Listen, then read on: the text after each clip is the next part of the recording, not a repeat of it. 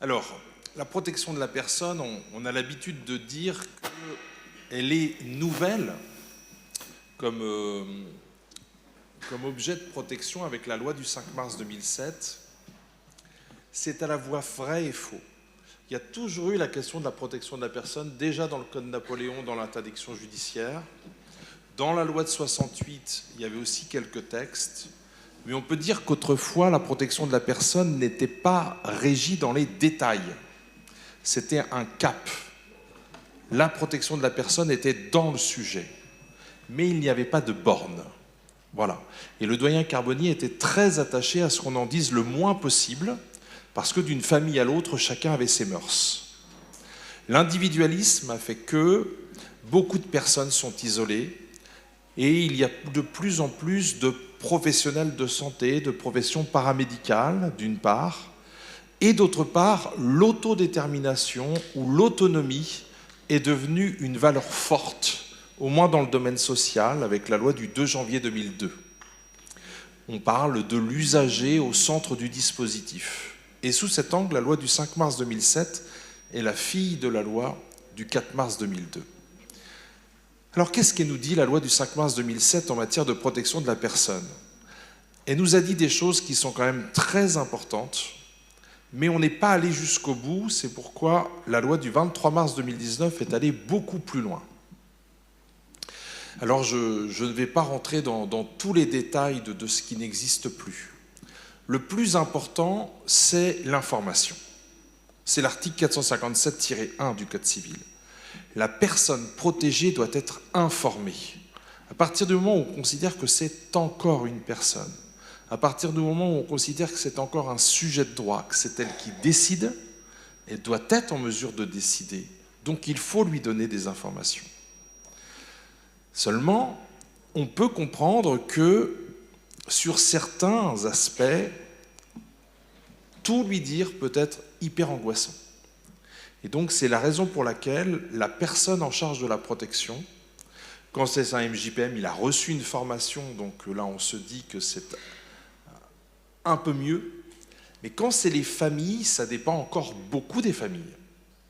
Il y a des familles qui vont vouloir tout dire, puis d'autres qui vont être hyper protectrices. Donc on peut dire que pour les familles, il n'y a pas encore véritablement d'un droit normatif. L'idée est qu'on peut adapter l'information au regard de l'état d'entendement. Ça veut dire que c'est abusif de parler d'une obligation d'information. À partir du moment où on a la possibilité de ne pas tout dire si la personne ne comprend pas, on ne peut pas parler d'une obligation d'information. Quand vous êtes face à un médecin, le médecin doit non pas tout vous dire, parce qu'il y a eu quelques arrêts qui les ont un peu traumatisés. On a reproché à un médecin dans l'arrêt Coindrose en 2001, 4 octobre 2001, on a reproché à un médecin, on a engagé sa responsabilité parce qu'il n'avait pas informé le patient d'un risque exceptionnel. Dès l'année d'après, la loi du 4 mars 2002, une autre loi, a brisé cette jurisprudence. Et pourtant, il y a beaucoup de chirurgiens qui continuent, avant de vous opérer, de vous demander de recopier toute une page, parfois 2 pages, avec tous les risques exceptionnels. Donc ça a un peu traumatisé les professionnels du monde médical, mais pas seulement. La question de l'obligation d'information. Nous, dans notre matière, la protection juridique des majeurs, c'est excessif de parler d'une obligation d'information. On est plutôt sur un devoir déontologique, on est plutôt sur une relation à l'autre. Mais c'est pour moi le texte le plus important. Le pendant, c'est l'article 463. Chaque année, dans un rapport de diligence, il faut dire au juge quelles ont été les grandes décisions, les difficultés qu'on a pu rencontrer avec telle ou telle personne protégée. S'il y a eu des soins psychiatriques sans consentement, on y reviendra. S'il y a eu des difficultés médicales particulières, s'il y a eu des gardes à vue, s'il y a eu une décision d'écrouer la personne, etc. Voilà. Donc on doit rendre compte aussi de son comportement que l'on a vis-à-vis de la personne protégée. Donc vous voyez une sorte de parallélisme entre protéger la personne, protéger les biens. Là où il s'arrête, le parallélisme, c'est que quand vous êtes en curatelle ou en tutelle, dans la protection des biens, ce qu'on verra dans la 4e table ronde, on est plutôt dans un modèle d'assistance ou de représentation. Quand on est dans la protection de la personne, il y a 3 niveaux. Il y a l'autonomie, l'assistance et la représentation. Et tout est fait pour privilégier l'autonomie. Tout est fait pour privilégier l'autonomie. L'assistance et la représentation doivent être exceptionnelles. Alors, dans la loi de 2007, on avait pas mal de textes avec de l'assistance et de la représentation, et c'est là que la loi du 23 mars 2019 a beaucoup changé les choses. On a parlé de déjudiciarisation, le mot est un peu compliqué, c'est-à-dire qu'on a voulu retirer un grand nombre de décisions à l'autorisation du juge. Alors, d'abord, on a restitué, c'est la loi du 23 mars 2019, après le groupe Anne-Caron d'Église de 2018, on a restitué à 275 000 majeurs en tutelle le droit de vote. Voilà. Loi du 23 mars 2019. Alors, est-ce qu'elles ont pu toutes voter aux élections européennes de 2019 ? Je ne sais pas. Mais en tout cas, voilà, on a restitué à 275 000 majeurs en tutelle le droit de vote. On en a beaucoup discuté entre nous parce qu'on trouvait que l'ancien article L5 était plutôt bien. Mais bon, je n'aborderai pas le sujet, peut-être. Voilà, tout est parfait. Donc la question du droit de vote, laissons là. Le mariage, le Pacs, et puis la désunion, le divorce, la dissolution du Pacs, étaient autrefois des décisions qui, en tutelle, étaient soumises à l'autorisation du juge. Ce n'est plus le cas depuis la loi du 23 mars 2019. On a voulu mettre un filet avec la question des oppositions à mariage. Il est possible qu'un curateur ou un tuteur fasse une opposition à un mariage. Le problème, c'est que l'opposition et l'autorisation, ce n'est pas du tout la même procédure. Donc il faut que quand on s'oppose, on ait un motif légal. Et donc il faut qu'il soit patrimonial, généralement, et il faut qu'il soit extra-patrimonial, et c'est assez difficile. Et je ne crois pas du tout que ce soit dans votre déontologie, vous nous direz justement si vous l'avez pratiqué ou pas. C'est bien, on va en discuter. Et puis, on a parlé du prénom, là. Ça, c'était bien. Le prénom, le nom, ce sont des décisions où, évidemment, on est dans les droits strictement personnels. Alors ça, c'est nouveau. Dans la loi du 5 mars 2007, on a parlé de droits strictement personnels. Ou plutôt d'actes strictement personnels. Article 458 du Code civil. Ce sont des décisions que seule la personne protégée peut prendre. En clair, si elle ne peut pas s'exprimer, personne ne pourra prendre cette décision à sa place. Pas le protecteur, pas le juge.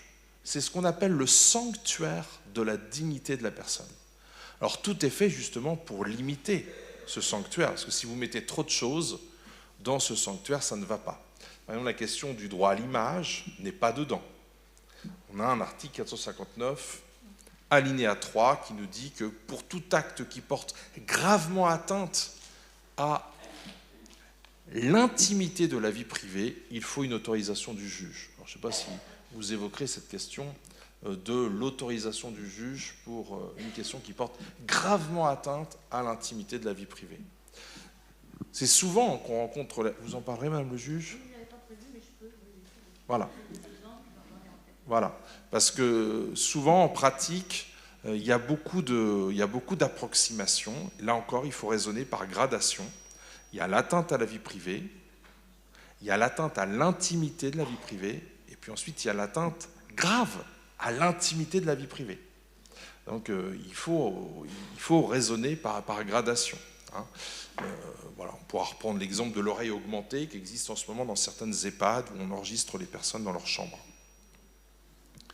Donc ce texte est resté. Alors l'article 458, peut-être quelques exemples dans la loi, tout ce qui est lié à la filiation est du domaine des actes strictement personnels. Donc concevoir un enfant, être dans un projet de procréation médicalement assistée, ce sont des décisions que prennent seules les personnes protégées. Il ne peut pas y avoir de veto de la part de la personne en charge de la protection et le juge n'intervient pas. Le juge va intervenir dans cette matière pour une décision extrêmement rare et sous des conditions très drastiques, c'est la question de la stérilisation thérapeutique. L'article L2123-2 du Code de la santé publique, et le juge ne se prononce seulement que si un comité d'experts a montré une impossibilité de se soumettre à une contraception de manière efficace et effective. Voilà. Donc vous voyez que tout ce qui est du domaine de la vie sexuelle, la contraception normale, la question de procéder à une IVG, une IMG, l'accouchement sous X, tout cela est du seul domaine de la personne protégée. Reconnaître un enfant et exercer sur son enfant toute l'autorité parentale quant à la personne de l'enfant. Je ne vous parle pas de protéger les biens de l'enfant. Être tuteur d'un majeur protégé, ce n'est pas être tuteur de l'enfant du majeur protégé. Être curateur d'un majeur protégé, ce n'est pas être curateur des enfants du majeur protégé. Alors, pour terminer, j'ai peur toujours d'être trop long quand on présente les textes, ce qu'il faut retenir, c'est l'idée de dignité humaine. Quand la personne peut décider seule, elle décide. Et il y a des questions pour lesquelles il n'y a qu'elle qui peut décider. Je les ai évoquées. Tout n'est pas dit dans la loi. Peut-être on évoquera la question de la fin de vie, la question justement de l'aide active à mourir. C'est cette nouvelle décision qui va un jour faire l'objet d'un cadre juridique. Ce n'est pas encore le cas, il faut encore attendre. Et bien là, on peut dire qu'on est dans un domaine, est-ce que c'est un acte strictement personnel? On n'en est pas encore complètement sûr, ça se discute. Et puis, la deuxième idée, après la dignité humaine, le respect de la personne, c'est l'idée de gradation. La personne décide seule, mais si elle ne peut pas décider, comment décider avec elle ou pour elle? La place de l'assistance et la place de la représentation. Voilà. Alors ça, c'est une idée un peu compliquée, je vais y revenir plus tard, parce que dans l'ordonnance du 11 mars 2020, qui est entrée en vigueur le 1er octobre 2020, on a créé une nouvelle notion juridique qui est présente 62 fois en législation. C'est la notion de mesure de protection avec représentation relative à la personne. Ça, c'est assez compliqué et c'est une nouvelle philosophie. Donc j'en parlerai dans un second temps. Mais comme on a la chance d'avoir un magistrat avec nous, un magistrat expérimenté qui peut nous parler de son expérience de juge des tutelles, eh bien tout de suite, je lui cède la parole. Pour voir justement avant et après la déjudiciarisation. Alors bonjour à tous. Donc je suis effectivement un ancien juge des tutelles, puisque j'ai exercé cette profession pendant 7 ans, avant d'avoir de nouvelles fonctions maintenant. Donc je vais repartir sur ce qui vient de vous être dit pour vous dire qu'effectivement la législation a connu des modifications et je dirais dans un esprit tout à fait favorable donc aux majeurs protégés, puisque ce qui est important maintenant, ce que la loi a voulu imposer, enfin l'esprit de la loi, c'est effectivement de respecter les droits fondamentaux des personnes majeures protégées, ce qui n'était pas forcément le cas auparavant. Alors moi, il y a un mot sur lequel j'aimerais bien insister, qui n'a pas été encore indiqué, mais vous ne pouviez pas tout dire, c'est effectivement l'intérêt de la personne protégée.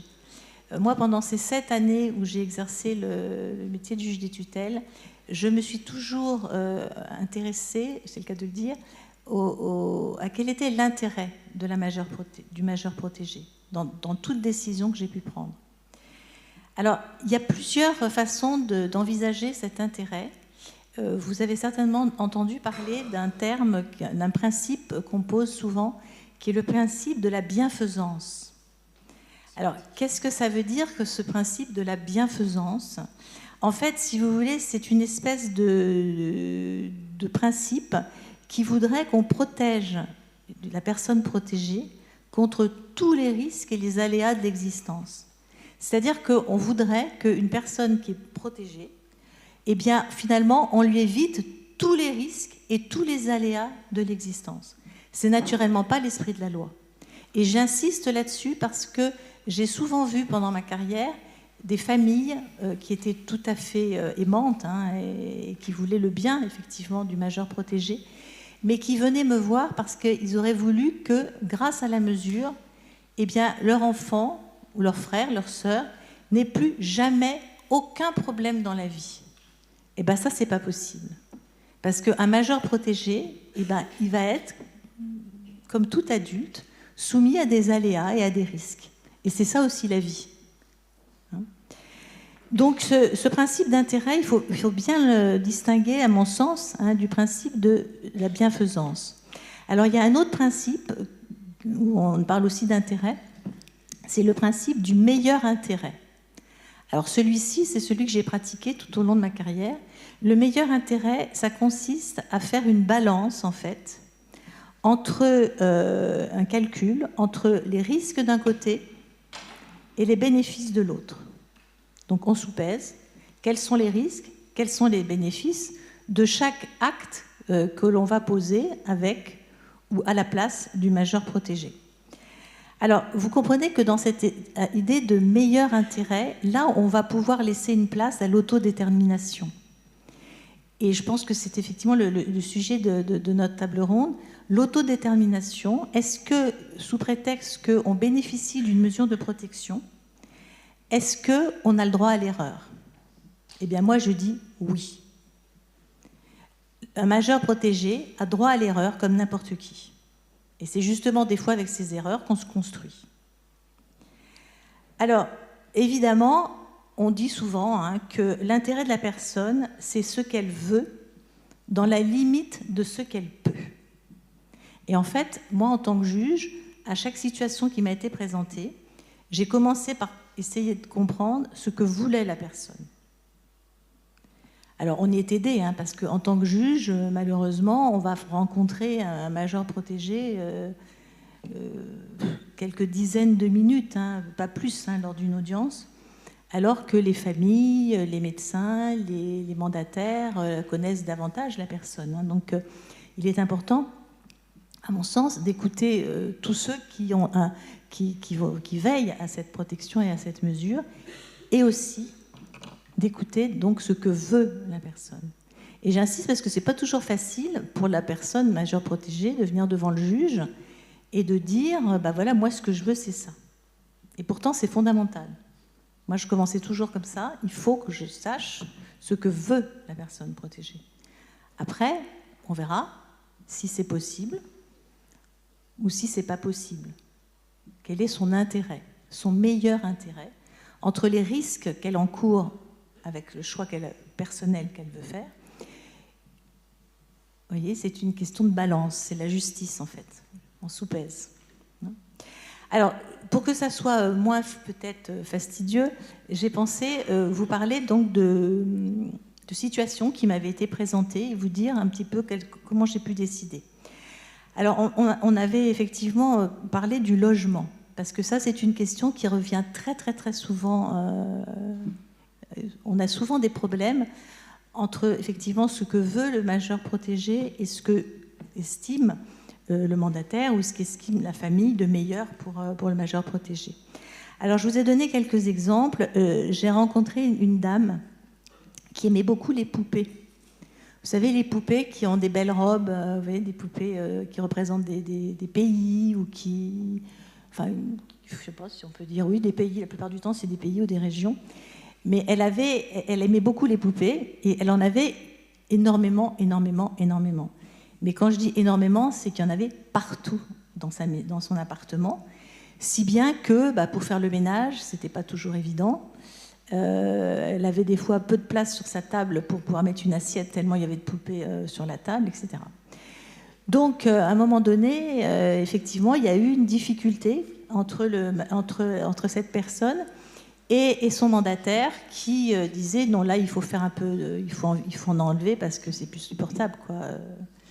Elle peut plus vivre comme ça. Donc en fait, je les ai reçues toutes les deux en écoutant effectivement, et moi j'ai fait la balance. Je me suis dit, ce que dit la mandataire est tout à fait juste. On peut plus Alors, j'étais même allée chez cette dame. Et effectivement, la mandataire m'avait dit si, il faut que vous veniez, parce que je vous assure que de vous le dire, c'est quelque chose, mais de le voir, c'est autre chose. Donc j'y étais allée et j'avais dit oui, effectivement, il n'y a plus de la place à mettre un pied. Bon. Mais j'ai écouté aussi cette dame, et cette dame, pour elle, ses poupées, c'était toute sa vie. Et lui enlever les poupées, c'était lui enlever une partie de sa vie. Donc, j'ai pesé le pour, j'ai pesé le contre, et finalement, on est arrivé grâce à la mandataire, à un compromis. J'ai décidé qu'elle allait pouvoir garder toutes les poupées que j'avais vues le jour où j'étais venue chez elle, mais qu'elle ne pourrait plus en acheter aucune. On s'arrêtait là. Terminé, il n'y en aura pas d'autres. Et bon, ça a marché comme ça. Vous voyez, c'est un exemple. Alors, un autre exemple, moins drôle, hein, une personne qui accumulait des ordures chez elle. Alors ça, c'était toutes les poubelles restaient dans l'appartement. Il n'est pas question de sortir les poubelles. Voilà. Alors donc, vous aviez tout, vous aviez des déchets alimentaires, de tout. Voilà. Imaginez-vous que vous sortiez jamais vos poubelles, aussi bien les poubelles de déchets ménagers que des bouteilles plastiques, que des emballages, rien. Il n'y a jamais rien qui part à la poubelle. Donc évidemment, c'est une maladie, hein. C'était pas de la faute du major protégé, hein. C'est qu'il ne pouvait pas envisager l'idée de vider ses poubelles. Mais on en avait discuté avec la mandataire, ça ne le rendait pas malheureux de vider les poubelles, c'était pas comme la dame avec les poupées. Mais c'est que si on le faisait pas à sa place, il le faisait pas. Donc en fait, j'ai décidé, avec la mandataire judiciaire, qui de toute façon m'avait proposé cette solution, il n'y avait pas d'autre solution, c'était de faire venir pour la énième fois une entreprise pour vider l'appartement, parce que ce n'est pas la première fois que ça arrivait. Et en général, quand on venait voir le juge, c'est parce que c'était arrivé à un tel point que ça gênait les voisins, parce que l'odeur était insupportable. Ou alors que par moment, il en avait tellement marre d'en avoir partout et qu'il ne pouvait plus passer un pied qu'il jetait les poubelles par la fenêtre pour lui faire un peu de place. Bon. Donc ça, évidemment, la mandataire essayait de le convaincre, mais ça ne marchait pas. Donc du coup, on est venu voir le juge pour que le juge fasse un peu office de juge de paix, vous voyez, de se dire, on va essayer de trouver une solution. Et la solution, ça n'a pas été un miracle, hein, c'est que j'ai fait ce qu'avait déjà fait la mandataire judiciaire déjà X fois avant moi, sauf que c'est moi qui l'ai décidé cette fois-ci, mais avant la mandataire l'avait fait. Et donc, j'ai décidé qu'une entreprise de nettoyage viendrait et qu'elle ferait, encore une fois, le ménage des poubelles, tout en pensant que dans 1-2 mois, ça allait recommencer, en fait. Hein. Donc, je vous donne cet exemple pour vous dire qu'on ne peut pas non plus faire des miracles avec une mesure de protection. Parce que ce qu'on va veiller à faire, c'est respecter la façon dont la personne vit. Alors après, on peut aménager, c'est-à-dire on peut effectivement, et c'est ce qu'on a fait dans ce cas-là, qu'il y ait effectivement une personne qui vienne régulièrement dans l'appartement pour faire le ménage et pour éviter que ça s'accumule. Parce qu'en fait, ce monsieur, il ne voulait pas particulièrement garder ses poubelles, c'est qu'il n'avait pas d'idée de les jeter. Donc on a pu organiser ça de cette façon-là. Alors, un autre exemple... Donc là, c'était une personne qui vivait à la campagne, donc en milieu rural, dans une maison perdue. Et en fait, on avait remarqué qu'elle avait besoin d'une mesure de protection. Et donc, pour la première mesure, donc pour poser la mesure, je m'étais déplacée chez elle parce qu'elle avait des difficultés de locomotion. Et en fait, je suis arrivée dans une maison que j'avais jamais vue encore. Moi, j'arrivais de la région parisienne, j'avais encore jamais vu une maison comme ça. C'était une maison en pleine campagne, en terre battue. Donc la personne vivait dans une seule pièce, avec pour chauffage un poêle à bois qu'elle alimentait régulièrement. Donc tous les murs étaient noirs de fumée. Et dans cette pièce, elle avait une pierre à évier. Il n'y avait pas l'eau à l'évier, il fallait chercher l'eau au puits dehors. Elle n'avait naturellement pas de chauffage, puisque le chauffage, c'était le poêle à bois qui lui procurait. Elle faisait sa cuisine sur son poêle à bois. Elle avait un lit dans un coin de la pièce et une table avec un banc. C'est tout ce qu'elle avait. Bon, il n'y avait pas encore de mandataire, puisque la mesure n'était pas posée encore. Alors, qu'est-ce que j'ai fait ? Eh bien, j'ai rien fait. C'est-à-dire qu'en fait, j'ai considéré que cette personne, qui était une dame âgée, mais qui avait choisi ce mode de vie depuis le début de sa vie. Elle avait très bien vécu comme ça. Ça ne la dérangeait absolument pas d'aller chercher l'eau dehors dans sa cour, hiver comme été, et elle ne voyait pas ce qui pouvait changer. C'était très bien comme ça. Et elle voulait que ça y reste comme ça. Et j'ai rien fait. J'ai accepté. J'ai considéré qu'elle ne se mettait pas en danger, qu'elle avait toujours vécu comme ça, qu'elle était arrivée à l'âge de 90 ans vivant comme ça, et de quel droit, sous prétexte qu'elle était protégée, il faudrait que je la protège à son encontre, en fait. Donc l'autodétermination, c'est ça. C'est son choix de vie, je le respecte. Alors, j'ai eu un autre cas qui ressemble un petit peu, mais là, vous allez voir, la situation était quand même différente, parce que ce qu'il faut bien comprendre, c'est que chaque cas est différent. Et on ne peut pas dire je vais décider ci, je vais décider ça. Chaque cas est différent. De même que toute personne est différente. Hein. Donc là, c'était un couple qui vivait dans un château qui leur appartenait, qui avait des gros moyens financiers. Et le monsieur s'est trouvé avoir besoin d'une mesure de protection et n'était plus en capacité de faire sa toilette. Donc, le mandataire avait organisé la visite d'organismes, et donc une personne venait tous les matins pour lui faire sa toilette.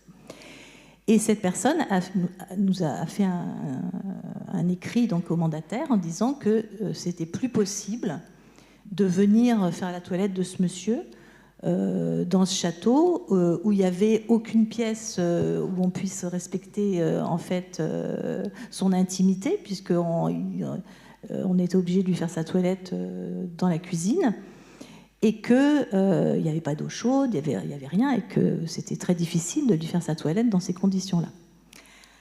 Alors là, si vous voulez, je n'ai pas décidé comme pour la fois précédente, parce que là, je me suis dit, le cas est différent, en mettant dans la balance. Je me suis dit, ce monsieur, il a besoin que quelqu'un vienne lui faire sa toilette. Son choix toute sa vie, alors qu'il avait les moyens d'avoir une salle de bain et tout ce qu'il fallait, son choix toute sa vie, ça a été de vivre comme ça. Bien. Mais je ne peux pas imposer à un organisme qui va venir faire sa toilette ses choix de vie à lui. Or, lui, il a besoin que quelqu'un vienne lui faire sa toilette. C'est son état de santé. Si jamais il n'y a personne qui vient lui faire sa toilette, il n'y aura pas d'hygiène, il va avoir des problèmes de santé, ce monsieur. Donc, j'ai dit que on allait prendre sur le compte en banque qui était plus que garni de quoi faire une salle de bain, de façon à ce que quand la personne qui vient lui faire sa toilette vienne, elle ait des conditions décentes pour travailler, et pour lui aussi, de façon à ce que ça respecte. Alors j'ai respecté ses choix après pour le reste. Il ne voulait pas avoir de chauffage dans son château, il n'y avait pas de chauffage. Ça gênait personne que lui. Mais par contre, je ne pouvais pas imposer à quelqu'un dont il avait besoin ses choix de vie à lui. Vous voyez, c'était histoire de la balance entre le meilleur intérêt. Alors, je pense que en ce qui concerne le logement, alors j'en ai une dernière qui m'avait extrêmement frappée, qui m'avait effectivement beaucoup interpellée également, parce que ça m'a... faut vraiment vous dire qu'un magistrat, c'est quand même un être humain, hein, et donc les situations sont des fois très douloureuses à voir, hein, et les décisions ne sont pas toujours faciles à prendre. Hein. Et là, justement, un dernier exemple sur le logement, c'est une dame qui m'a beaucoup marquée. C'était effectivement une première mesure. C'était une dame qui sortait de l'hôpital, et donc l'hôpital avait indiqué qu'elle voulait repartir chez elle, mais que ça poserait certainement des difficultés, il faudrait certainement une mesure de protection. Donc je m'étais rendue chez elle, et effectivement, alors là j'étais quand même un peu interloquée, c'est une dame qui avait énormément de mal à se déplacer, et en fait, elle vivait dans une maison avec au rez-de-chaussée une pièce à vivre, hein, avec sa cuisine et sa salle, et sa chambre était à l'étage, ainsi que les sanitaires et la salle de bain. Or, cette dame, elle était incapable de monter l'escalier. Donc, en fait, la pièce en bas était très petite. C'était une pièce à vivre, mais toute petite. Hein. Il y avait juste une table avec des chaises et puis le coin cuisine. Et donc, cette dame, elle dormait sur une chaise. Alors là, évidemment, cette dame m'a dit « J'ai toujours vécu là, je m'y plais, je veux rester là, etc. » Ah ben là, c'est sûr que là, c'est pas possible. Là, j'ai fait la balance et je me suis dit, là, je ne peux pas laisser dormir quelqu'un sur une chaise, sous prétexte qu'il ne veut pas déménager. Ça, ce n'est pas possible. Donc, effectivement, j'ai pris la décision de la faire déménager. Et ça ne s'est pas bien passé. Elle a eu beaucoup de mal à s'adapter à sa nouvelle maison, qui était pourtant une maison qui, d'après nous tous, était bien mieux pour elle, puisqu'elle avait une chambre de plein pied. On avait cherché à trouver un appartement dans le même quartier, donc ça n'avait pas changé ses habitudes. Mais bon, elle a eu énormément de mal à s'y faire, et je ne suis pas certaine d'ailleurs qu'elle s'y soit faite un jour. Mais bon, vous voyez, le meilleur intérêt, c'est des fois aller aussi à l'encontre de ce que veulent les gens.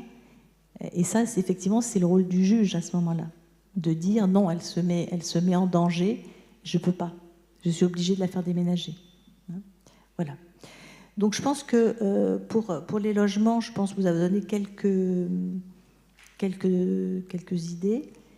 On m'avait demandé aussi, c'était dans le petit document, pour des personnes qui se mettent en danger. Alors j'ai l'exemple d'un monsieur qui est toxicomane et qui est sous mesure de protection et qui, lorsqu'il a un logement à lui, eh bien en fait il se fait squatter par d'autres toxicomanes qui lui volent ses affaires et qui contre des stupéfiants, lui prennent tout ce que le mandataire judiciaire a pu lui procurer.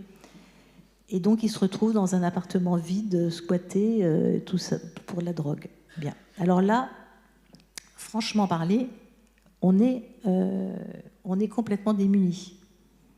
La mesure de protection, elle ne peut pas le protéger. En fait, on ne peut pas empêcher, je dirais qu'il est protégé au même titre que tout le monde. C'est-à-dire qu'en fait, le mandataire judiciaire va effectivement porter plainte.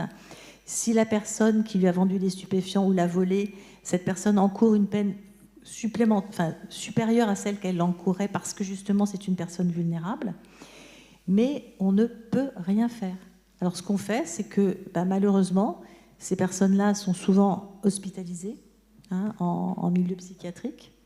Et puis après, en tant que magistrat qui suit les soins psychiatriques, je me tourne parce que Mme Lucas Ménard est là-bas, CPO, je dis toujours, même si je sais en tant qu'ancien juge des tutelles que c'est extrêmement difficile, je dis toujours, l'hôpital psychiatrique n'est pas un hôtel.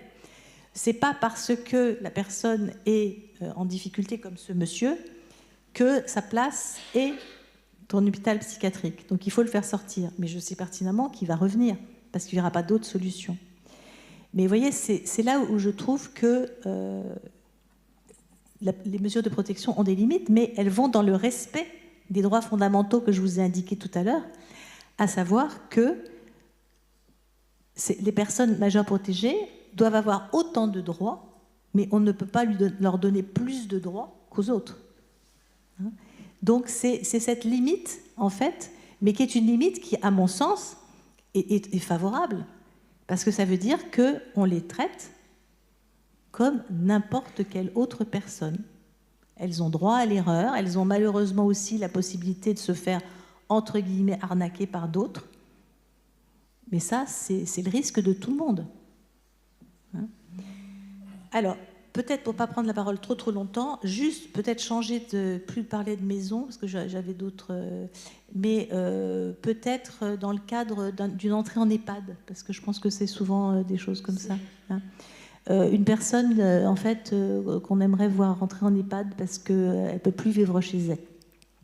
Donc là, c'est vrai que c'est le juge souvent qui doit prendre cette décision de dire est-ce qu'on est arrivé au point où la personne peut vraiment plus vivre chez elle. Alors, on est aidé par les médecins qui nous font des certificats médicaux pour nous dire si oui ou non la personne est encore en état de vivre chez elle. Mais vous voyez, j'ai un cas là qui me vient à l'esprit, une dame qui ne voulait pas rentrer en maison de retraite, mais vraiment pas du tout. Et elle tombait régulièrement dans les escaliers. Bon.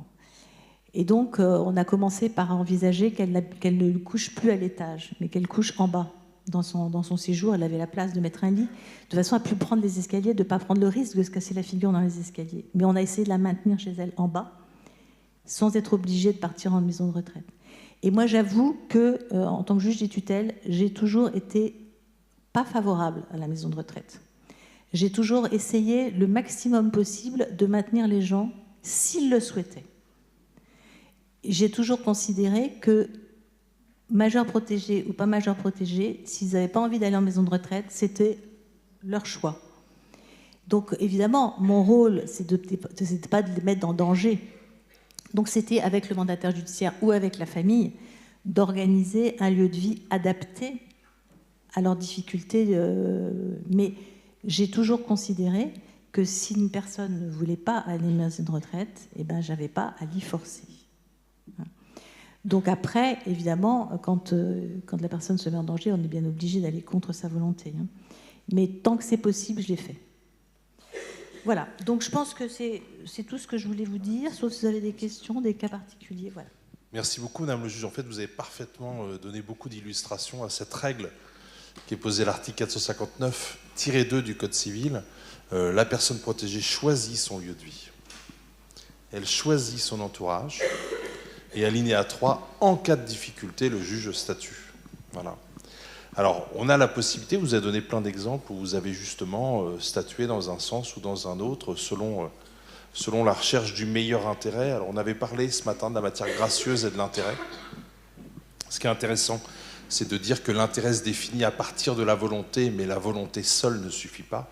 Il y a quelque chose d'au-dessus que vous interprétez, que vous appréciez, et qui permet justement de prendre des décisions attentatoires aux droits fondamentaux, comme décider que la personne vivra ailleurs que chez elle.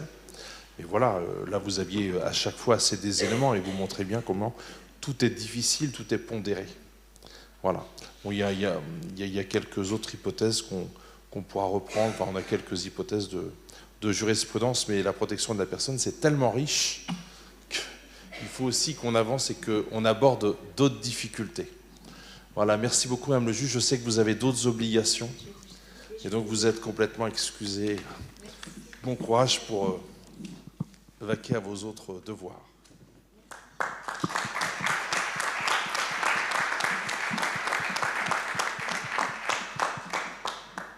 Donc, bonjour. Merci beaucoup, c'est véritablement très, très humain. Alors, on voulait aborder d'autres thèmes, il nous en reste 3. On a les pratiques professionnelles, vous voulez rebondir tout de suite ? Ah oui, je peux bien. Voilà. Alors, effectivement, quelques mots sur la matière. Ce qu'il faut retenir, c'est que nous sommes tous des citoyens. À un moment donné, on peut tous se retrouver dans la situation d'avoir une mesure de protection. Voilà, ça peut arriver du jour au lendemain. Parce que les mesures de protection en France, elles existent, parce que dans le pacte républicain, l'État a l'obligation de protéger les personnes qui en ont besoin, donc les personnes vulnérables. Et c'est à ce titre que nous exerçons, nous, mandataires judiciaires, cette mission de service public qui est de protéger les personnes vulnérables. Alors, la vulnérabilité, ce n'est pas une identité, c'est-à-dire que ce n'est pas parce qu'à un moment donné, on a des difficultés qu'on ne peut pas... l'idée, c'est qu'on a tous les mêmes droits et que même s'il y a une mesure de protection, on bénéficie toujours des mêmes droits. Voilà, parce qu'on est citoyen, et je pense que M. Laurent va rappeler l'exercice de la citoyenneté au regard du droit de vote.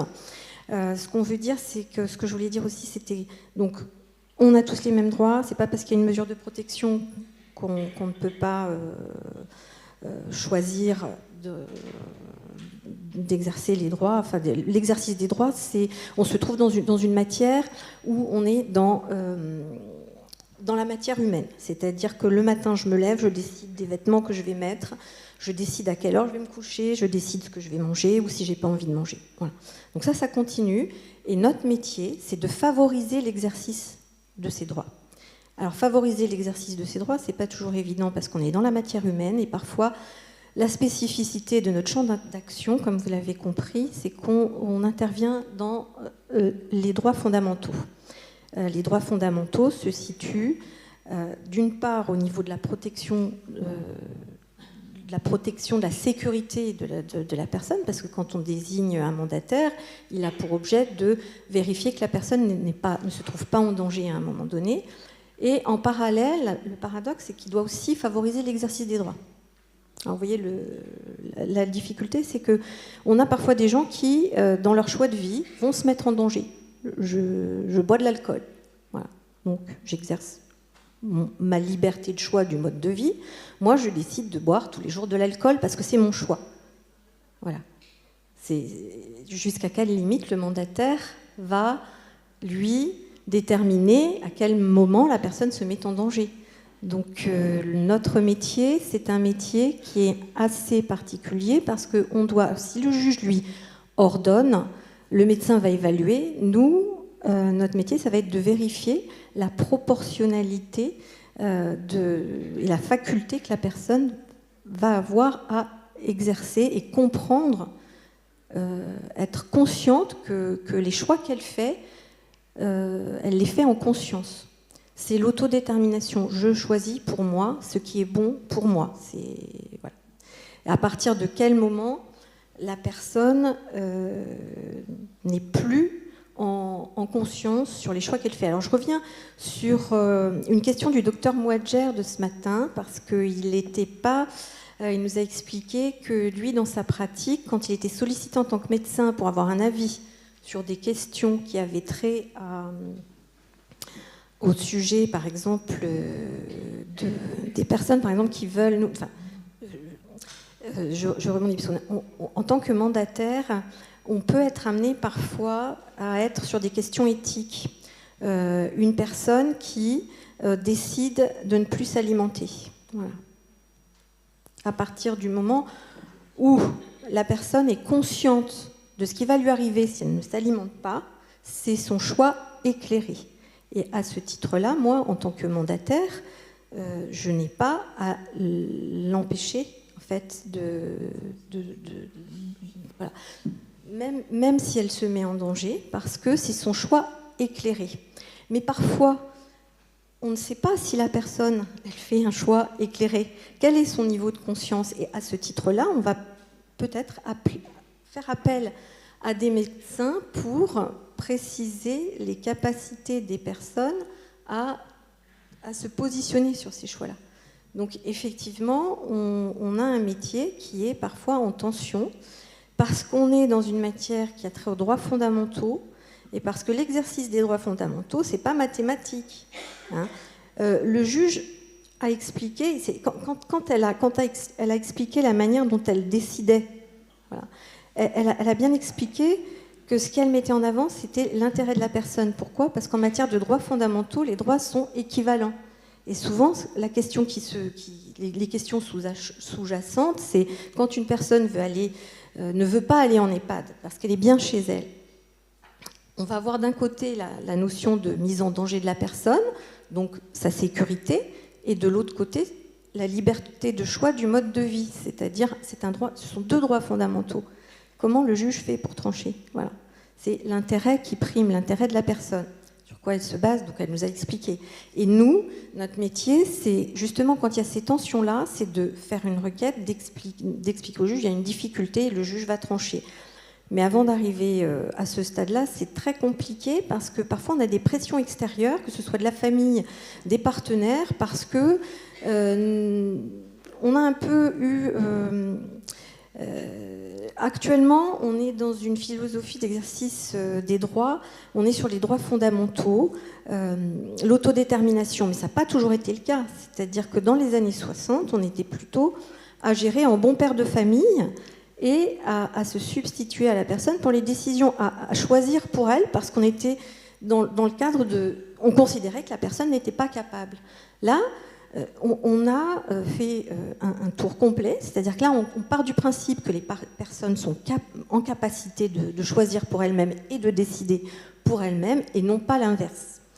Donc, vous voyez, déjà, nous, dans notre posture professionnelle, c'est compliqué, parce que pour les plus anciens, ceux qui exercent depuis, je dirais, 30 ans, il y en a qui sont encore là, On leur a toujours dit, principe de précaution, la personne va se mettre en danger, il faut un peu la protéger, penser à sa place, décider. Et voilà. Aujourd'hui, c'est pas ça, c'est la prise de risque, le droit au risque. Et ce droit au risque, effectivement, une personne un jour a dit depuis que je suis sous mesure de protection, je ne peux plus rien faire. Voilà. Ben ça m'a choquée. Parce que non, c'est l'inverse. La mesure de protection, elle doit favoriser l'exercice des droits et faire en sorte que la personne, elle exerce tous ses droits et sa citoyenneté. Par exemple, le droit de vote, et on l'a vu récemment, ce domaine-là a changé en 2019. Actuellement, tout un chacun peut, par principe, aller voter. Voilà, ce qui n'était pas forcément le cas auparavant. Donc sur l'exercice de la citoyenneté, je vais céder la parole peut-être à Monsieur Laurent sur le droit de vote, parce qu'on est... Je voulais juste vous rappeler le contenu de l'article 415 du Code civil, qui est quand même le premier des textes. Il y en a 100 derrière sur la protection juridique des majeurs. Cette protection est instaurée et assurée dans le respect des libertés individuelles, des droits fondamentaux et de la dignité de la personne. Elle a pour finalité l'intérêt de la personne protégée et favorise, dans la mesure du possible, l'autonomie de celle-ci. Voilà. Vous avez beaucoup de mots très, très puissants, très graves, les droits fondamentaux, les libertés individuelles, la dignité humaine, l'autonomie. Voilà. Et on voit que l'intérêt, finalement, par exception, peut venir border tout ça. Mais c'est par exception. Voilà. C'est pas le principe. Alors, restons sur la citoyenneté. Cher Thomas Laurent. Merci. Pardonnez-moi à l'avance si je vais donner l'impression parfois d'enfoncer un peu des portes ouvertes sur la citoyenneté, mais voilà, il y a eu un certain nombre de changements et ce qui va sans dire va toujours mieux en le disant.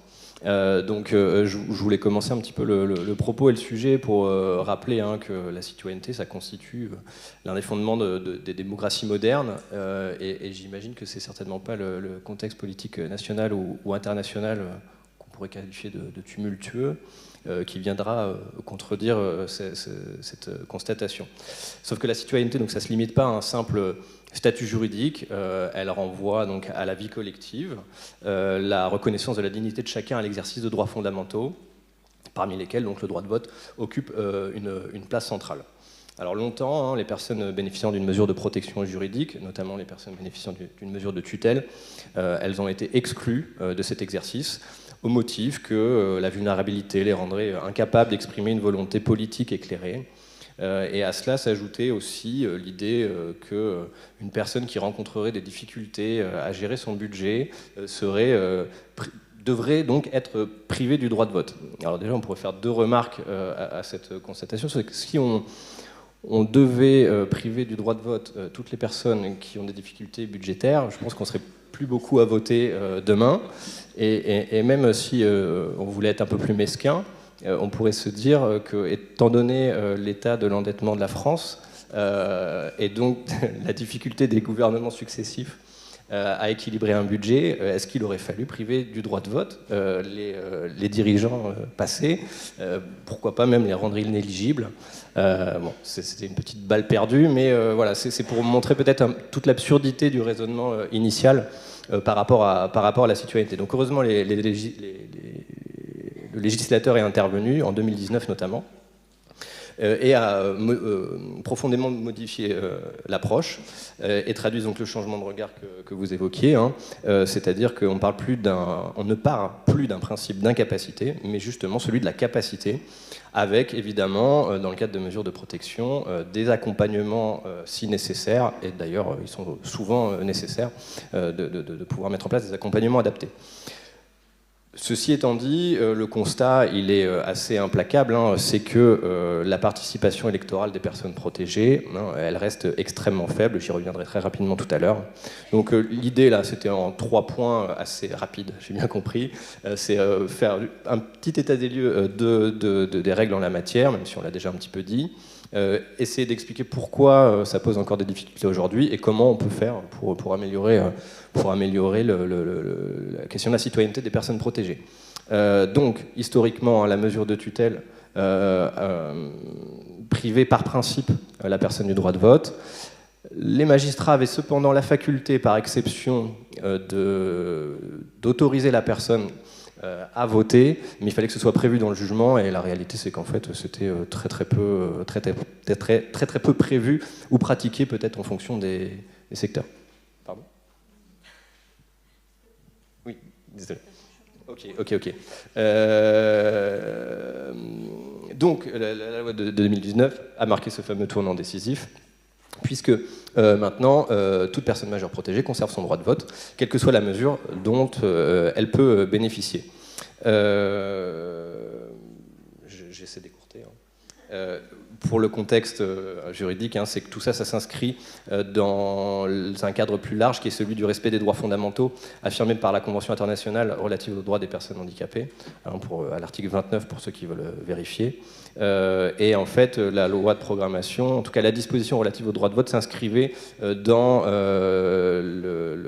la nécessité pour l'État français de mettre en œuvre les règles en la matière pour respecter justement la capacité et la possibilité pour tout le monde, sans discrimination, de voter. Ceci étant dit, donc, on constate, je pense à peu près tous, en tant que au moins professionnels et même en tant que famille, que ce droit de vote, il est très peu exprimé, pratiqué chez les personnes qui bénéficient d'une mesure de protection. Alors, peut-être première explication, c'est qu'il y a un déficit d'information. Parfois même, les personnes protégées ne sont pas forcément toujours mises au courant. Parler du droit à l'information, on n'informe peut-être pas suffisamment, tout simplement, les personnes qu'elles bénéficient du droit de vote. Alors là, ça tombe bien. Bon, c'est un petit peu court aujourd'hui pour les municipales, mais on a quand même une échéance électorale l'année prochaine assez importante, donc peut-être que c'est l'occasion collectivement de poser la question. Pour ce qui est des mandataires judiciaires, inscrire dans les documents individuels de protection des majeurs, les DIPM, une ligne relative au droit de vote, et savoir si la personne veut voter, pas voter, comment mettre en place le droit de vote. Alors tout ça, ça devra nécessairement se faire, ça ne pourra pas, la responsabilité de tout mettre en œuvre ne pourra pas peser que sur le mandataire ou le tuteur, curateur familial. C'est quelque chose qui doit se construire avec les établissements médico-sociaux, tout l'accompagnement social dont peuvent bénéficier les personnes qui ont une mesure de protection, évidemment. Bon, d'accord. Parce qu'on n'a pas trop le temps, je suis désolée. Alors, effectivement, pour revenir sur ce que vous disiez, l'exercice de la citoyenneté, c'est une illustration de la faculté d'autodétermination de tout un chacun. Et cette possibilité de choisir pour nous-mêmes, en fait, parce que l'autodétermination, c'est ça, elle arrive à un point quand même de rupture à un moment donné quand la personne... Quand elles se trouvent dans des situations très complexes, je pense aux personnes qui sont en fin de vie ou qui ont des maladies neurodégénératives ou autres et qui ne vont plus pouvoir s'exprimer sur certains choix.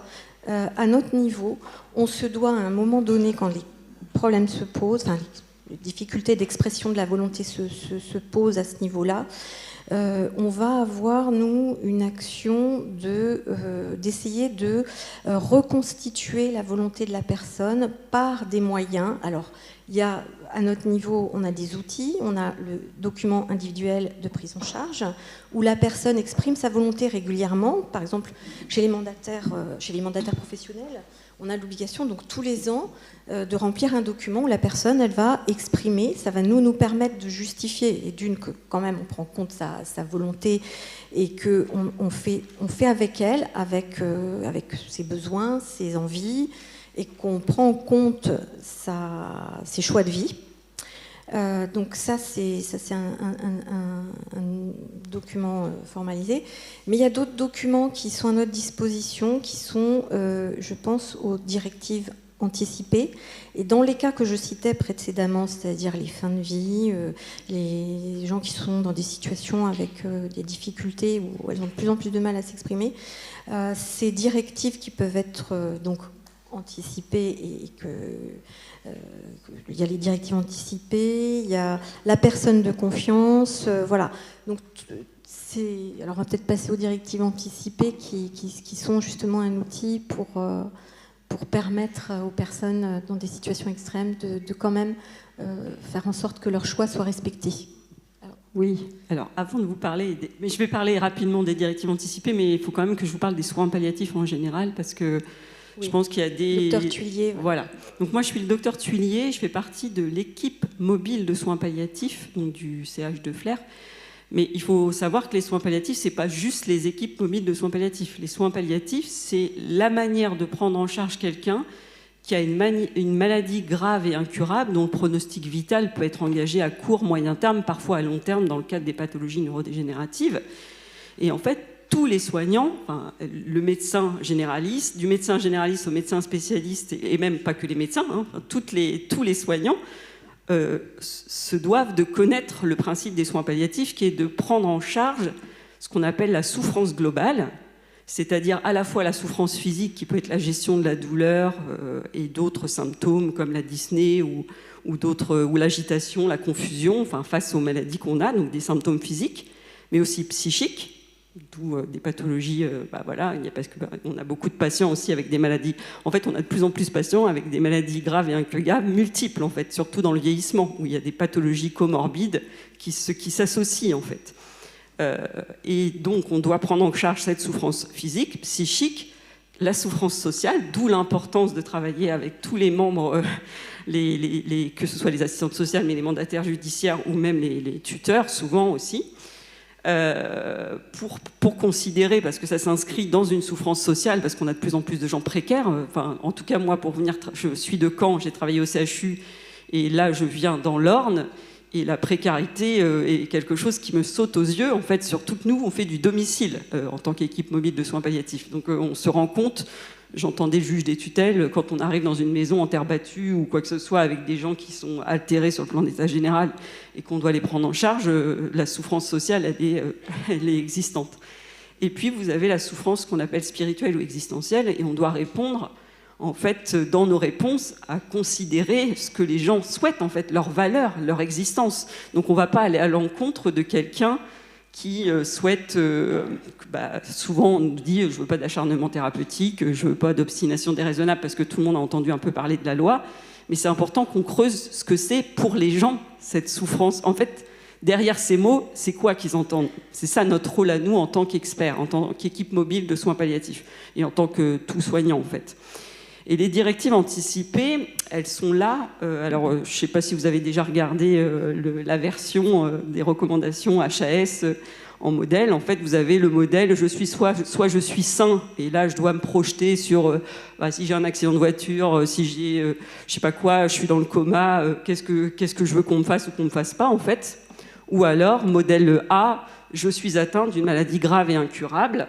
Et je veux savoir si... je souhaite me poser la question si, par exemple, je veux qu'on me réanime ou pas, je veux qu'on me pose un respirateur artificiel ou pas, je veux qu'on me dialyse ou pas, et si on a commencé tout ça, est-ce que je veux qu'on les arrête? Et aussi, si je me retrouve dans un état, est-ce que je veux qu'on m'alimente de façon artificielle? Est-ce que je veux qu'on m'hydrate de façon artificielle? Ou je veux qu'on arrête l'alimentation artificielle si... on considère que mon pronostic vital est engagé à court terme. Voilà. Donc c'est toutes ces questions-là que les directives anticipées vous demandent à réfléchir avant. Et je ne sais pas si vous savez, il n'y a que 5% des gens qui remplissent les directives anticipées. Donc je suppose que pour les majeurs protégés, c'est encore moins. Levez le doigt ceux qui ont rempli leurs directives anticipées. Voilà. Ah, ça fait quelques personnes. Ça fait quelques personnes. C'est pas la majorité. Mais pas la majorité. Et je ne sais pas si vous avez choisi un modèle qui est celui, le modèle de l'HAS, ou alors il y a aussi les modèles d'autres associations, comme la DMD ou quoi que ce soit. Et vous avez aussi, de toute façon, vous prenez le papier, vous datez, vous signez, et vous écrivez ce que vous souhaitez ou vous ne souhaitez pas.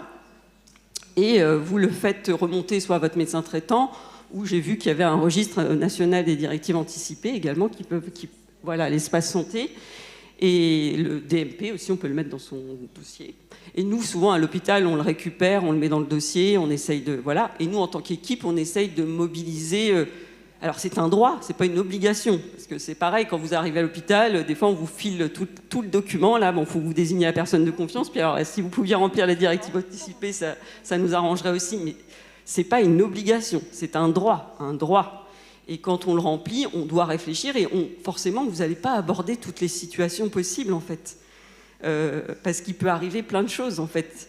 Et en fonction de la pathologie dont vous êtes atteint, c'est pas la même chose.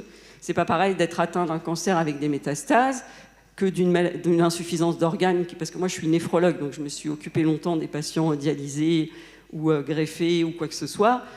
Et c'est pas la même chose si vous avez une insuffisance d'organes, ou vous avez des décompensations, une insuffisance cardiaque, ou si vous avez une insuffisance respiratoire, ou si alors vous êtes atteint d'une maladie qu'on entend beaucoup parler, la maladie de Charcot, la sclérose latérale amyotrophique, ou si vous êtes atteint d'une démence, voilà, et que vous allez, dans plusieurs années, peut-être perdre la conscience de ce que vous souhaitiez. Enfin, en fait, les directives anticipées, elles sont là pour que vous puissiez exprimer au cas où, si vous n'étiez plus en capacité d'exprimer au moment.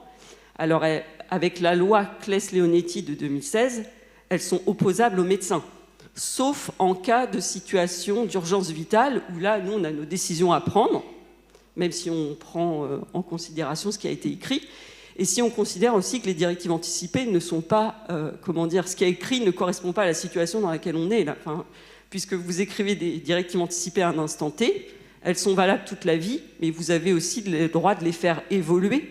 Parce que nous, on s'en aperçoit bien, hein, des gens qui ont des maladies chroniques comme la maladie de Charcot, qui au début peuvent vous dire « Ah non, mais moi je voudrais jamais une sonde nasogastrique, moi je voudrais jamais une gastrostomie pour m'alimenter, moi je voudrais jamais ça, et qui au fil de l'évolution de la pathologie changent d'avis.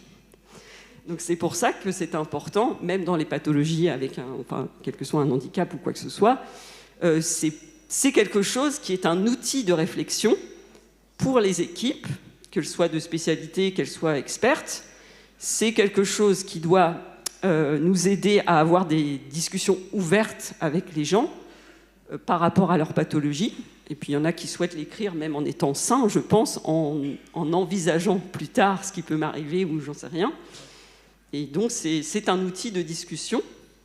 Et la personne de confiance, elle, c'est quelqu'un, en effet, qui est là pour porter votre parole si au cas où vous n'êtes plus en capacité d'exprimer. Mais c'est pareil, on ne va pas lui faire peser des décisions. Les décisions, elles sont collégiales. Par exemple, je ne sais pas si vous voulez m'interroger sur la sédation profonde et continue jusqu'au décès, puisqu'on en parle de plus en plus. On n'est pas encore à l'aide active à mourir, mais voilà, là, je ne pouvais pas me lancer sur le sujet. Mais sur la sédation profonde et continue jusqu'au décès, voilà, il faut savoir que c'est une procédure collégiale, qu'il faut au moins 2 médecins qui n'ont pas de lien hiérarchique, qui décident parce que soit le patient a une maladie dont le pronostic vital est engagé à court terme, qui présente une souffrance réfractaire. Donc le mot souffrance réfractaire, c'est compliqué parce que ça peut être physique, psychique ou existentielle, mais elle est réfractaire. On a essayé de mettre des traitements et on a essayé de faire en sorte de soulager cette souffrance et on n'y arrive pas. Ou alors, le patient, ou même les médecins, on se dit c'est déraisonnable de poursuivre tel ou tel traitement. Comme il est déraisonnable de poursuivre, par exemple, une dialyse si vous avez un sepsis incontrôlé ou une amputation, ou j'en sais rien, ou plein de choses qui font qu'on se dit c'est déraisonnable, ou même si la personne ne veut pas continuer. Et là, on a le droit aussi, si on juge que son pronostic vital est engagé à court terme, de réaliser cette sédation profonde et continue jusqu'au décès. Dans une maladie de Charcot, si la personne nous demande de retirer son appareil de ventilation artificielle parce qu'il en est dépendant, et qu'à 2 médecins, on juge qu'en effet, si on retire ce masque, ce qui est la plupart des cas, son pronostic serait engagé, on a le droit de l'endormir pour pouvoir retirer ce masque. Donc il y a plein de choses qui sont possibles avec cette loi Claes-Leonetti 2016. Et puis les directives anticipées, donc, qui sont à rédiger si vous en sentez, si vous pensez que vous êtes atteint d'une maladie grave et incurable qui va pouvoir poser des problèmes et que vous voulez poser des limites, ce que vous considérez comme de l'acharnement ou de l'obstination déraisonnable. Mais on peut vous aider à vous questionner parce que l'acharnement thérapeutique, c'est pas la même chose pour n'importe qui. Il y a des gens pour qui ils acceptent des choses et d'autres vont pas les accepter. C'est ça. Et ce que j'ai compris pour les majeurs protégés, c'est qu'en effet, c'est à eux de l'écrire. Et il y a marqué le cas échéant après autorisation du juge des tutelles ou du conseil des familles. Donc ça, je voudrais savoir. Parce que... Alors c'est dans un cas extrêmement particulier qu'il faut requérir l'autorisation du juge. C'est les mesures de protection juridique avec représentation relative à la personne. Donc c'est quelques tutelles, quelques habilitations familiales générales par représentation, quand le juge a visé dans le jugement l'article 459 alinéa 2 du Code civil. Donc c'est quand même pas tout le cas. Il vaut mieux retenir le principe que la personne peut les faire. Alors moi, ce que j'aime beaucoup dans ce que vous avez dit, c'est très vivant, très... Non mais merci beaucoup, c'est parfait. Moi, ce que j'aime beaucoup, c'est le fait que... Bah, c'est comme ça, moi, je l'avais déjà écrit en 2006. Hein. Je n'ai pas changé d'avis depuis. En vous écoutant, je me dis que j'ai bien fait. C'est qu'on ne rédige pas seul ces directives anticipées. On les rédige avec un médecin. Et comme l'enseignait Didier Sicard, qui était au comité consultatif national d'éthique, c'est qu'on ne les rédige pas de la même manière selon qu'on est déjà atteint ou pas atteint de la maladie dont on va mourir. C'est pour ça... Selon la maladie, voilà. On va les rédiger et les remodeler. Et on peut revenir. Et on revient dessus, en fait. Un peu moins connu, moi je tenais à souligner les directives en matière psychiatrique. Oui, alors. Parce qu'elles sont moins connues que les autres. Et là, c'est le moment d'en parler. Madame Lucas Ménard, merci. Tout à fait. Donc, on a mis en place ces directives anticipées, donc qui s'appellent également mesures anticipatives en psychiatrie, y compris pour les majeurs protégés, pour pouvoir exprimer quand ils ont connu une phase aiguë d'hospitalisation. Si ça me réarrive de nouveau, qu'est-ce que je peux anticiper, qu'est-ce que je veux et surtout qu'est-ce que je ne veux pas. C'est ce qui ressort davantage effectivement dans ces directives anticipées en psychiatrie. La plupart du temps, les majeurs ne demandent pas ce qu'ils vont vouloir pour la suite, ils indiquent ce qu'ils ne veulent pas. On a effectivement de temps en temps des majeurs qui nous disent « Moi, l'isolement, c'est hors de question, je ne veux pas. Je l'ai connu une fois, je ne veux pas. J'ai des traitements que je connais, je sais que ça ne me va pas et je ne veux surtout pas qu'on me les redonne. » Donc ça, c'est de l'autodétermination aussi, mais anticipative. Donc effectivement, en psychiatrie, on a les soins sans consentement. Et malgré tout, malgré les soins sans consentement, les directives anticipées en psychiatrie permettent d'exprimer un choix et une volonté. Alors, jusqu'à maintenant, elles ne sont pas encore légiférées. C'est encore une orientation qui est préconisée justement pour faire connaître l'autodétermination du patient. J'espère que ça le deviendra par la suite, au même titre que les directives anticipées classiques, parce que ça permet vraiment à la personne de faire connaître ses choix et ses volontés, notamment dans les prises en charge psychiatriques. Mais ce qui est très intéressant, c'est que le texte est dans le droit commun du tout début. Donc vous avez pu le transposer, vous, dans le 3e livre, donc c'est tout à fait possible. Sans texte, il n'y a pas besoin de soutien légal. Moi, ce qui me revient souvent quand même à l'esprit, c'est qu'on arrive plus facilement après, à l'appui de ces documents, à mettre en place des protocoles qui soient tenables, et qui puisse responsabiliser le patient. C'est ça. Les études en France actuellement démontrent que l'utilisation des directives anticipées en psychiatrie font baisser de plus de 20% l'utilisation des mesures de soins sans consentement sur le territoire national. C'est quand même quelque chose d'assez impressionnant et on s'aperçoit également qu'il y a une utilisation beaucoup moins importante des recours aux isolements et aux contentions dans ce cadre, justement parce qu'on applique ce que le patient sait être bon pour lui. Ce sont parfois des choses très anecdotiques. Je pense notamment à l'utilisation de couvertures lestées, l'utilisation des boîtes à morphée, qui sont des outils très très simples, mais que l'on oublie parfois d'utiliser au préalable.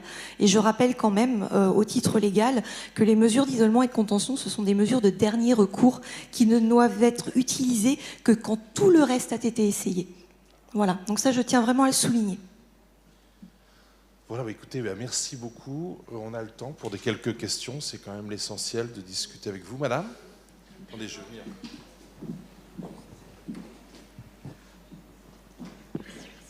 Il y a aussi mon espace santé. Je ne sais pas si vous êtes au courant de ça. Est-ce que vous communiquez avec ce service-là en cas de coup dur? Enfin, je ne sais pas. Oui, ça fait partie des sites à regarder. Ça fait partie de... Vous avez lancé ça il y a 3 ans, je crois, en espace santé. Je ne sais pas si vous connaissez, si? Oui. Est-ce que vous communiquez, enfin, est-ce que... Alors nous, à l'hôpital, c'est toujours... On a tous nos logiciels, donc toutes les informations, mais c'est vrai que je suppose que c'est... Alors effectivement, dans ces périodes-là, on a besoin de tout le monde. On a besoin de toutes les informations utiles pour prendre les décisions et vérifier que les décisions qui vont être prises sont éclairées et que la personne, elle comprend bien les choses. Et donc, l'espace santé, les directives anticipées, encore une fois, mais pas que. Dire, la famille proche, la famille, c'est quelque chose, ça peut être c'est un appui, la plupart du temps, important. Alors, je parle pour les mandataires professionnels. Évidemment, les familles qui œuvrent auprès de leurs proches, c'est autre chose. Mais nous, on essaie de s'appuyer sur tout le monde pour aider la personne à avancer et à être dans l'autodétermination. Mais si la personne, elle est toute seule... Enfin, et nous, nous, en tant qu'équipe mobile de soins palliatifs, on est une équipe pluriprofessionnelle. On a médecins, infirmières, psychologues, assistantes sociales. Et le but, c'est qu'on aille vers les gens. Et en fait, comme tout médecin, on a des informations multiples, c'est-à-dire on va questionner les familles, on questionne le patient doit rester notre priorité s'il est en capacité de s'exprimer. Voilà. Après, les familles sont présentes ou elles ne sont pas. Mais si, Après, on marche. Mais si tout est marqué dans mon espace, enfin dans l'espace santé, est-ce qu'il faut un juge pour confirmer tout ça, ou bien c'est directement... Ah non, c'est votre droit. Non. Si vous parlez de votre directive anticipée, c'est ça. Voilà. Oui, non. Protégé par le respect de votre vie privée. Oui. Ce qui est important, c'est que c'est protégé par le respect de la vie privée. Dans la gradation des mesures, quand on est en curatelle ou en tutelle, c'était longtemps la distinction. On disait que le secret professionnel ne jouait pas en tutelle, mais qu'il jouait dans les autres mesures. Aujourd'hui, la distinction n'est plus là. Aujourd'hui, la distinction, elle est, est-ce qu'on a une mesure de protection juridique avec représentation relative à la personne ou pas ? Si on n'a pas l'article 459 alinéa 2 du Code civil qui est visé dans le jugement, en clair, le tuteur ou le curateur n'a pas à connaître rien de la santé, sauf si le majeur protégé veut l'intégrer dans son protocole de soins, comme un jeune majeur demanderait à son père ou à sa mère de l'accompagner. C'est vrai qu'en matière de santé, quelle que soit la mesure, chacun choisit. On a une difficulté actuellement au niveau des partenaires médicaux. Parfois, on reçoit des demandes d'autorisation à opérer. Quand la personne elle est en capacité, en conscience, elle a compris ce qu'on allait lui faire, nous, on n'a pas à autoriser l'intervention. C'est la personne elle-même qui prend la décision. Mais encore faut-il qu'elle ait compris ce qu'on... Et je reviens aux questions de compréhension. Et parfois, on est obligé, nous, professionnels, quand on ne sait pas trop se situer, qu'on ne sait pas trop situer le niveau de compréhension de la personne pour une prise de décision, on peut parfois avoir le recours à un médecin expert ou qui va pouvoir nous apporter des informations pour vérifier effectivement ce point-là. Je rejoins Madame Briarne sur la problématique effectivement des médecins et des établissements de santé qui parfois nous sollicitent là où notre participation n'est pas du tout requise. Et je pense notamment aussi pour les demandes de vaccination que l'on a pu avoir post-Covid, qui étaient particulièrement pénibles dans notre pratique professionnelle, parce qu'effectivement là l'autodétermination du patient lui-même était la seule condition requise. Donc effectivement il y a parfois de l'information à faire au sein des établissements pour réexpliquer la différence entre la représentation et l'assistance. Et à partir du moment où le majeur est en capacité de consentir et de comprendre, il n'y a pas nécessité de l'intervention du mandataire. Est-ce qu'il y a d'autres questions dans la salle sur la santé, sur le logement ? Alors, 5 minutes de pause, c'est parfait.